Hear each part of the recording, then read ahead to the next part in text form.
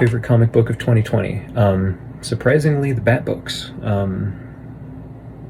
They were kind of on the tail end of a historic plunge in quality at the end of Tom King's run that did a couple of big things for the sake of doing some big things that could have been executed better.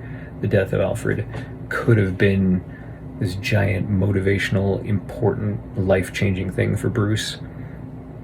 And Tom King's run kind of, I don't know. I guess they have to keep the action going. They didn't really adjust it. They'll have like, here's an issue devoted to how much Batman misses Alfred, and now let's get back on with it. And occasionally he'll complain that he doesn't have cucumber sandwiches waiting for him when he gets home. But what they've done after that has been a much better, a more successful deconstruction of Batman, having the Joker come in and steal his wealth, leaving him much less wealthy than when he started, using his weapons against Gotham, destroying the reputation that he's built up with the populace.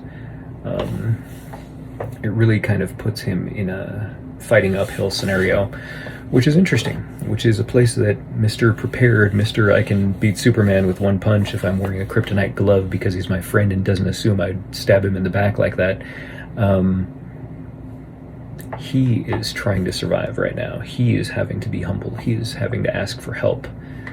And I think it's interesting to see a person who's like, I have no family, I'm an orphan.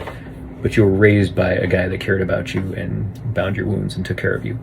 You have created a new family out of Robins and Batgirls and Batwomen and Dukes and Signals and Duke's entire family. So yeah, the post-King Batman, which started off very strong and which did have very great moments in it.